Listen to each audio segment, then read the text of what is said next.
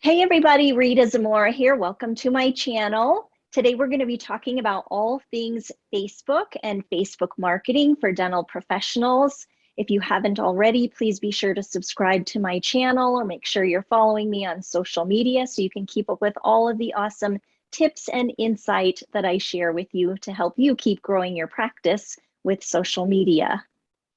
And today we're going to be talking all about Facebook marketing, and I guarantee you that we have some very unique and special perspective to share with you. Today, I'm excited to welcome my guest and the guest for you all, Dr. Edward Zuckerberg. Thank you so much for taking time to visit with us today. My pleasure, Rita. Great to be on your show. Thank you. Well, for people, I'm always shocked, particularly when dental professionals, when we're talking about social media, when people don't know who you are and what your profession is and your background. So could you tell us a little bit about yourself? Sure. Well, I mean, at one time my name was most popular in Westchester County as a dentist. So we're from New York, the city originally, Brooklyn. My wife's from Queens. And shortly after we got married, my wife got into medical school in Westchester. We relocated up there and bought a home office, and I practiced dentistry in Westchester County in the nice little town of Dobbs Ferry for about 32 years. Had a great time. It was a great place to raise a family. The family started dispersing, and we have 4 children. Ultimately, 3 of them wound up in California, and it seemed like a pretty good place. So we coerced the 4th one to move to California and found ourselves living out there now the last 8 to 10 years. So in practice, I was always an early technology adopter. Back in 1985, I think my wife was in her residency. She just finished medical school. I was a fledgling dentist with a new practice that was only about 4 years old. And I was into toys, technology toys. And I convinced her to let me add a new employee to the office, an IBM PC XT, which was 1985 was pretty early. I didn't know any other dentists actually who had computerized their offices. So I was pretty early in the game for that. Later on early for intraoral cameras, big believer in any tools the dentist has that can facilitate treatment planning. Air abrasion, first kid on the block to have digital x-ray like in 1998, and then CAD cam, you name it, I was in early.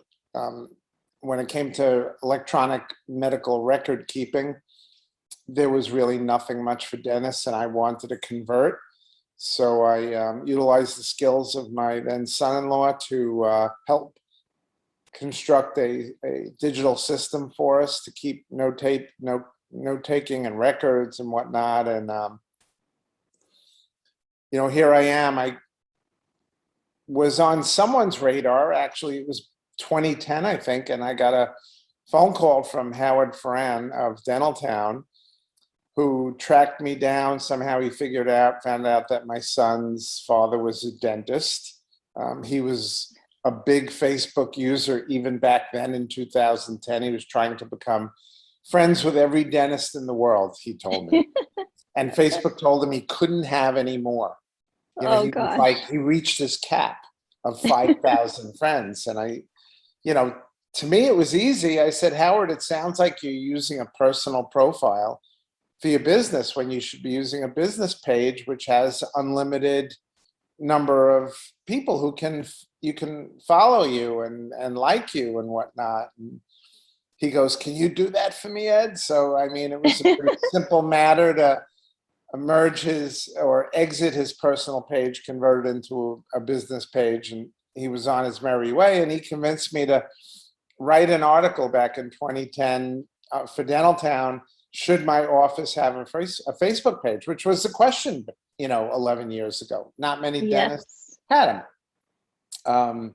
Pages for dental offices rolled out in 2008. and I had one, but not a whole lot of people did. So over the next couple of years after that article came out, I was kind of bombarded with speaking requests, and I started doing that, and it coincided with my emergence from New York to California, so to speak, where I wasn't about to start a brand new practice, after 32 years in New York out in California. So it helped me transition to a new career where I traveled to teach, to lecture. I worked with private dental offices and groups.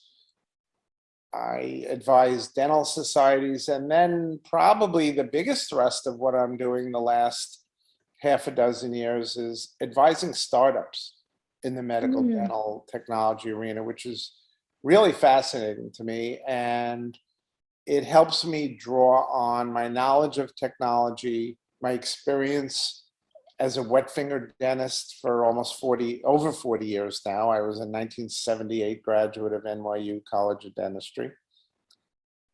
And also what I like to refer to as my biggest skill is my vision. The ability to look at something new and bluntly determine if this is a win or not. I kind of process the ROI in my own head fairly quickly.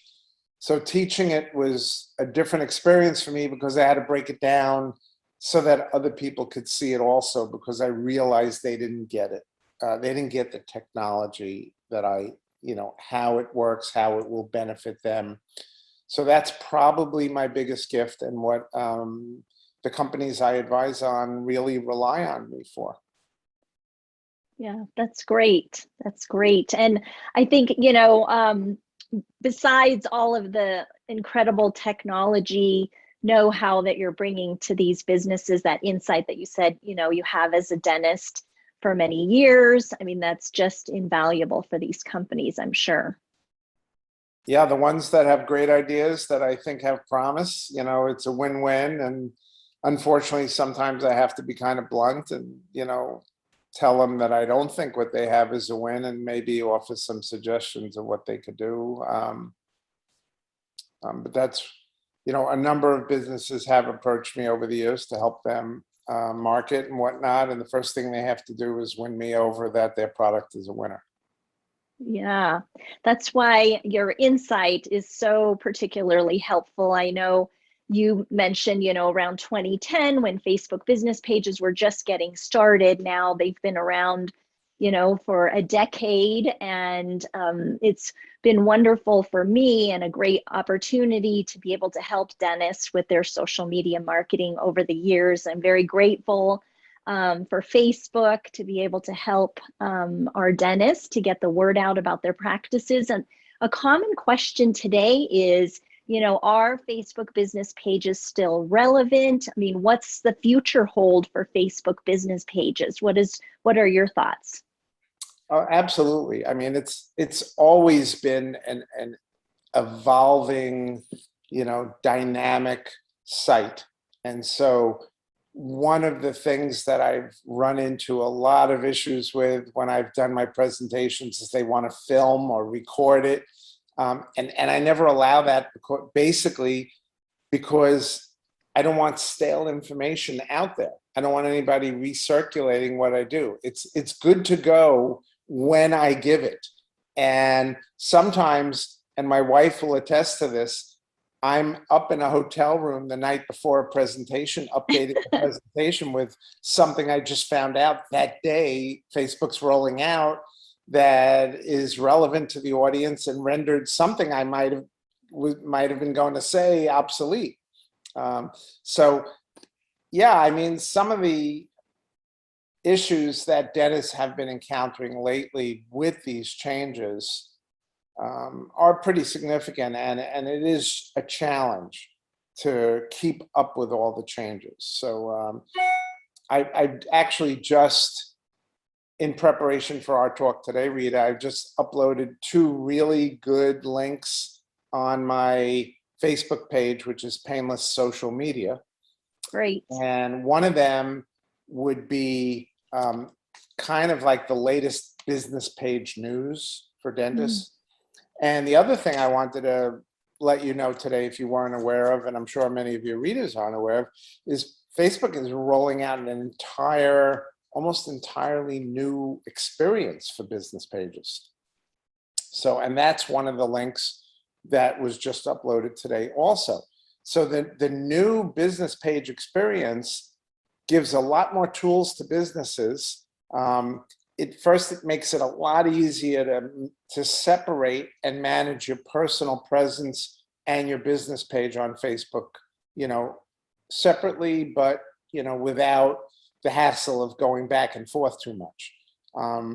A dedicated newsfeed for pages. So, stuff that relates only to your business instead of going through your newsfeed and being bombarded with birthdays and baby pictures and jokes and whatnot.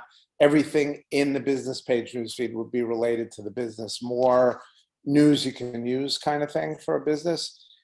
And then the last, and also tools for stories. I think we've all been embracing the use of stories on Facebook and Instagram, and now businesses can tell their stories also, and there are new tools for that. Plus the ability for businesses to follow, comment, and also join groups as a business page. This is all new stuff. And I know you mentioned to me about Facebook's new audio room product, which is kind of like a knockoff on what Clubhouse is doing. And while that's not yet available to businesses, it will be by the end of this year. I don't know the exact date. So that'll be a really cool tool that business can get involved with. But for a long time now, businesses have had the ability to do Facebook Live video from their business page. And one of the things that I always encourage in my talks is for dentists to embrace video and embrace what I call UGC, or user-generated content.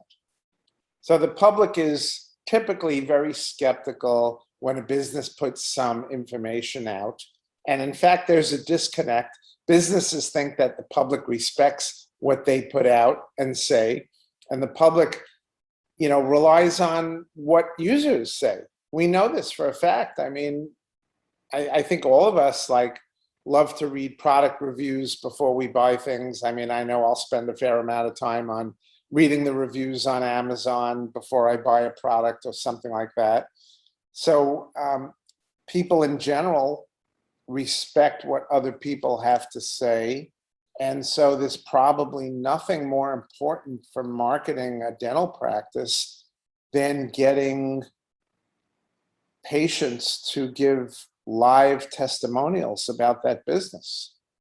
And businesses can do this a number of ways. One of my pet things is, people say, well, what's the latest and greatest? Forget that. Do check-ins. Check-ins have been around on Facebook since its inception, and yet nobody uses them. And so, okay, I check in at a restaurant and stuff like that, when there's really cool food, we've heard the expression food porn, when someone takes a picture of this really cool dish they're eating at that's exotically prepared. I know I have a picture that I have used in my recent lectures where my family was out at Morimoto's restaurant in Las Vegas, and a lot of people were getting these flaming chocolate torts. They kind of like, banana, the banana desserts that they light on fire. Well, this was a flaming chocolate dome that just looked so good. And we were eating our food, and I saw about 5 people getting them. You can't miss it. It's coming out with a tower of fire over it. And while most people looked at the chocolate, I look at what the people at the table are doing and observe them, because what they're all doing, every single one of them, is they pull out their camera and take a picture. And where's that picture going? It's not just sitting on their phone. They're gonna probably put it on Facebook or Instagram and check in at the business. So it's, I thought to myself, well, we as dentists have to do this. This is great. This is like the best form of user-generated content you can have. I mean, someone puts up, that they're checking in at a dental office, and their friends all see it. It's not like it's going on the business page of the office when they check in. It goes on their own page, their own profile, which means that their 500, 1,000, 200, how many of our friends they have on Facebook are seeing that they just checked in at Dr. Edward Zuckerberg's dental office. Now, why would they check in at a dental office? They must really like this dentist. Essentially what they're doing to their friends is they're screaming, right? Hey, I use Dr. Zuckerberg as my dentist and you should too. So the challenge is, how do we get them to check in? Obviously Yes. not everyone's going to walk into our dental offices and pull out their phone. And so, maybe you've got something photo worthy. I had a wall between my operatory and my hygienist's operatory that we had windows that we knocked out and replaced the entire wall with a giant saltwater aquarium that went right through. And Wow. everybody was mesmerized by it, right? And people would pull out the camera and take pictures. So if you've got something really cool in your office for them to check in with, they might just do it on their own, but typically you've got to incentivize them. It's got to be some kind of giveaway. And I'm constantly on the search for things, in the like $25, $35 range that dentists can give away as an incentive. And the whole incentive thing actually happened kind of by accident to me, actually 10 years ago, when we used to get 1 case a month of these 36 1-ounce tubes of Aquafresh toothpaste. And my hygienist would typically take them, and she already had a little goodie bag with our name stamped on it that had a toothbrush that was also imprinted with our office name and phone number on it, and a little floss for them to take home. So the first 36 patients of the month also got a tube of toothpaste. Not a big deal. It's a 1-ounce tube. They're cool for traveling, that kind of thing. Well, one particular day, about 10 years ago, there was some kind of computer glitch somewhere, but the poor UPS guy brought 100 cases of 36 tubes of toothpaste. Oh my gosh. And so my first thought was, let's call up some local churches and synagogues and give them, they do like midnight runs, give it away to the homeless, that kind of thing. Sure. And then I said, let's try a check-in promotion. So we put up a sign on the front desk.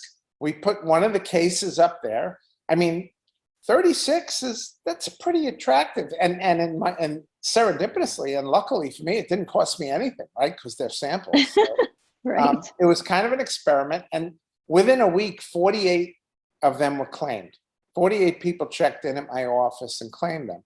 Now, nobody knew they got a free case of toothpaste to check in. All they knew is they checked in. And, that message that these people are at my office is out there, times 48 times, the average Facebook user has like 350 friends on Facebook. So that's, do the math, that's like 150,000 potential new word of mouth referrals, not just like new patients finding you on a Google search. There are people who are potentially coming to you because their trusted friend comes to you. So it's like the old days when people used to actually ask their friends who they used as a dentist. Now they just have to, see who likes the page, right? Right. And they can do the same thing with Instagram, just asking them to tag them on Instagram and get that same benefit as well. Yes, yeah, sure. And Facebook now has this recommendation feature where I don't know if you've ever seen. I'm sure you must have, where people will ask for a recommendation for anything. Maybe they need a dog sitter. They may need, someone who fixes refrigerators that are broken or whatnot. And the Facebook algorithm is able to detect the language. So like if you write, if the word recommend is in the post, or does anyone know that kind of thing. Those kind of words the algorithm can interpret, and it changes the whole context of the post. It makes it's kind of an urgent post, so it gets a little more boost in the newsfeed. It appears higher up. Also, when people respond to a recommendation post and give a recommendation, a little map appears. So you can actually link to the business that you're recommending on Facebook. So that's a really cool tool for that's available. And if you're going to get recommendations, sometimes multiple recommendations will appear. You certainly want to have a high recommendation rating. You want to have, as close to 5 stars as possible. Because if people have multiple businesses to choose from that are being recommended to them, their natural instinct is going to go for a business that's got a 5 or a 4.9 over someone that has a 4.2 or a 3.8. Yes. Yeah, those are all great tips and great ideas for our dentists. And I just want to recap and summarize some of the things that you talked about, because I think that these are great opportunities. The dedicated news feed that's coming out with a new Pages experience is a great opportunity for dental practices to be networking or sort of doing virtual handshakes with neighboring businesses, and whether it's a coffee shop or maybe it's a referral source of a local eye doctor or a hospital, or any influencers in the community. If you have patients that are realtors or musicians or anything like that, this dedicated news feed is going to be really valuable for you.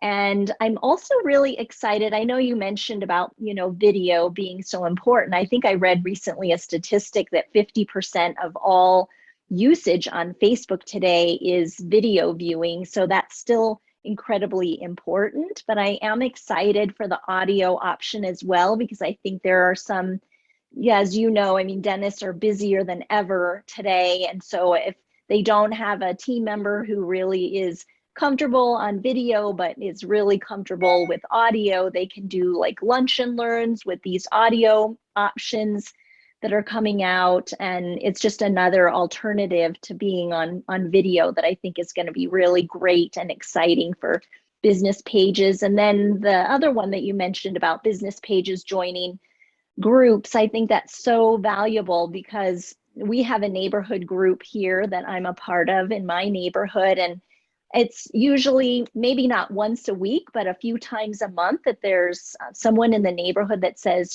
can you recommend a good dentist or oral surgeon or orthodontist? And there would be dozens or hundreds of people commenting on that. So if a dental practice is not paying attention to Facebook and only focused on Instagram, which I'm starting to see that happening on occasion, Yes. and then they're missing out on what those conversations are about their practice on Facebook. So I really hope that some dentists that are in an Instagram bubble will consider that value of Facebook, and or not forget it, if they're already active there. And for dentists who are using Instagram, I'd like to just mention there should be more usage of the carousel feature that Instagram offers.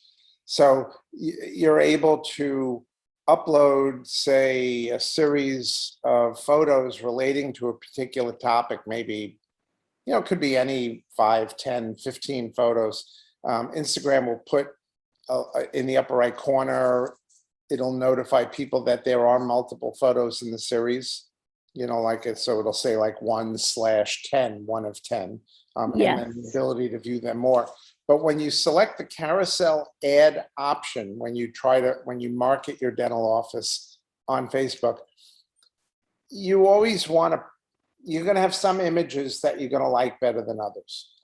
And also, I know a lot of dentists have had issues trying to boost posts that had before and after on Facebook. Yes, darn. Because Facebook does tend, they don't allow what they call perfect body type, or results that it's hard. You can appeal this, but if it's too perfect, they don't consider it realistic or something that is reliably reproducible. But when you're on Instagram now, before and afters are much easier to slide through. They don't have the same kind of regulation.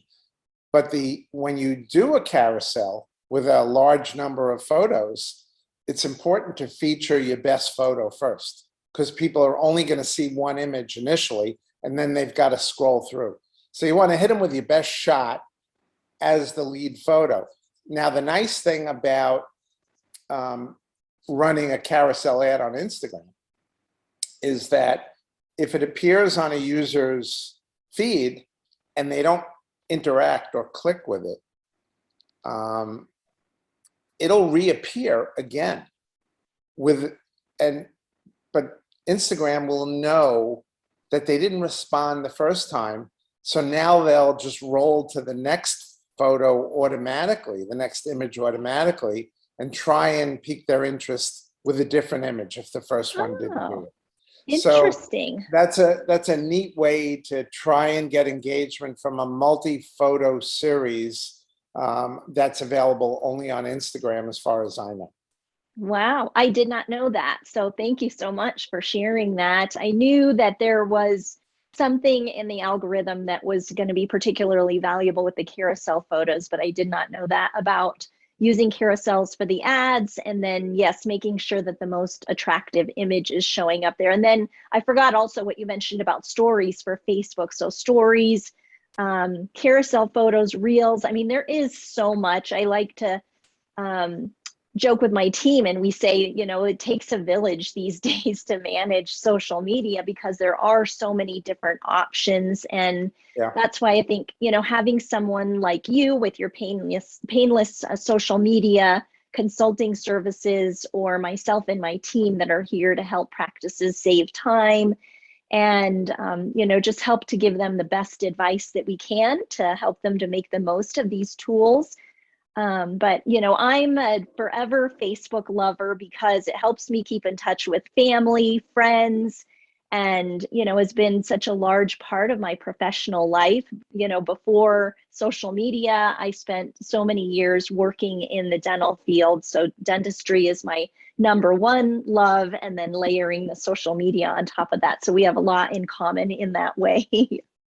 Right. And then also bagels, which I'm sure you probably didn't know, but people probably don't know, but you also share on your personal Facebook about different cooking tips. And I just wanted to let you know that during the stay-at-home orders, I started cooking more, and you gave this incredible recipe for homemade bagels, and the tips that you gave. So those are my husband's favorite. Now he wants me to make homemade bagels all the time. So were those the keto bagels or the regular ones? I don't think I made the regular ones. I think they were the keto ones. Yes. Yeah. Yeah. We've been low carb since the start of the pandemic. So it's working, because you look terrific. Yeah, and I feel more energetic too. Yeah, it's so great. So thank you so much for taking the time. Is there anything else that you want to add before we sign off? Well, I would like to add that starting this Friday on DentalCast Productions, I assume many of your dental audience is familiar with DentalCast. I'm also the director of the board of Oral Cancer Cause, which was founded by Linda Miles a number of years ago. Yes. And now, we are an organization that looks to promote awareness of, oral cancer and the rising incidence. And DentalCast Productions has been doing the webcast for our annual socialthon every year, and have been really instrumental in promoting it. And they're kicking off a new learning series, and I'm their first guest. It's going to be the next 3 Fridays. I believe it's 1 p.m. Eastern time on the DentalCast Productions Facebook page. And I'm going to be introducing a topic that has become really dear to me right now. And I think probably represents one of the most exciting opportunities for dentists to influence the whole body health aspect of our patients. And as dentists, we all know that the root of many of the diseases of the body starts in the mouth. And, you know, particularly gum disease and the bacteria that, you know, cause it. And there's one particularly vicious bacteria, very virulent bacteria called Porphyromonas gingivalis. We usually abbreviate it as P. gingivalis, is how it's, I won't say affectionately known, but Yes. for abbreviation purposes. My background's in perio, where I spent 15 years of my dental background. So I'm very familiar with that term. And they were definitely one of the bad guys for sure. Oh, yeah. Well, we've known for many years that P. gingivalis is a bad bug. What we didn't realize is how many things it's connected to and causative of problems. We've suspected and confirmed that it, you know, can cause, you know, supplement heart disease through the process where it helps promote the formation of plaque in the arteries. So a number of maladies like hypertension, heart attacks, strokes, things like that.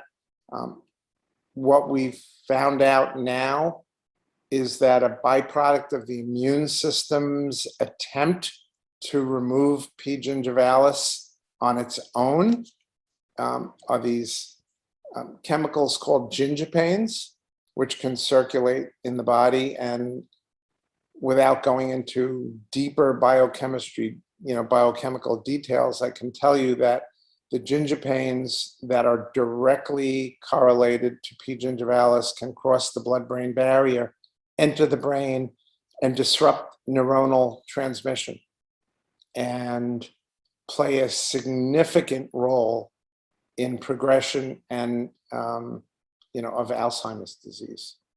Wow. So I've been fortunate enough to become involved in the last 6 months and will, you know, not only advising, but I'll be the chief dental officer for a company called Keystone Bio, which the name of the company is related to the fact that P. gingivalis is the keystone pathogen of gum disease. And so we have a biologic that will eradicate P. gingivalis from the mouth. And it will be administered by, guess who? Dentists. So as part of our scaling and route planning on patients with periodontal disease, the dentist will be administering KB's proprietary biologic to eradicate P. gingivalis for up to a year. Currently, scaling and route planning is effective in removing the biofilm and bacteria for maybe a couple of weeks before it returns. Right. So being able to get rid of it for up to a year is huge. Plus, we're also working on a vaccine, which will hopefully be able to administer to young people, you know, adolescents. And much like we recommend Gardasil for prevention of oral HPV, which leads to oral cancer, as a vaccine to young people, imagine a generation of people that will never have to deal with the maladies inflicted by P. gingivalis. And the list goes on and on. Digestive cancers, diabetes, liver disease. We're just finding more and more stuff. Plus, there's a company, Viome, that's doing deep dives into digestive health and evaluating the microbiome of the digestive tract and finding diseases from there that are obviously the digestive tract is not too far removed from the mouth. And Yes. my wife, who's a psychiatrist, is working with them as well, because certain digestive maladies can trigger depression and Yeah. other, psychiatric illnesses, all related to microbiome. So So we're starting amazing. to see some light into possibly, really making inroads on some of the major maladies that affect humans. And I'll be talking more about this with DentalCast Productions over the next 3 Fridays. I'm so excited, and I will be sure and spread the word for you. And I want to let our viewers know we didn't plan our topic this in this much detail for today, but you did not know this, but I've been a Viome customer for probably 5 or 6 years, I think. Okay. I've tested 3 different times, and just so everybody knows, I have no affiliation to Viome, other than I just think it's a really cool tool. I've always been interested in knowing how I can personalize, my healthcare and what I'm eating. And so I use their recommendations as a guide, and I just think it's phenomenal. And it's a really easy test to take. It was a big investment when I first tested many years ago. I think it was about $550, and today I think you can get it for maybe $199 or something. But I'll put the link in our details so people can find it. But I just think it's one other way, like you said, to see what we can be doing easily to help improve our health. And I'm so thrilled with what you're doing. I have a family member who is affected, as I'm sure a lot of people do today, with Alzheimer's, dementia, and wondering how that is tied to their oral health. And I just think it's a brilliant mission that you're on, and wish you the best of luck for it. And I'll be sure to include the links for all of that information that you detailed about the company. And thank you so much for your time. I know that you're traveling for the first time in a long time, and I appreciate you taking some time out to get in touch with our dental family and share some tips and inside knowledge, and share this exciting information about social media, and also about these incredible advances in dentistry and really just our overall health. So thank you. Great being here with you today, Rita. Thanks for having me on. Yeah, take care, and we'll talk to you soon. Great. Bye-bye.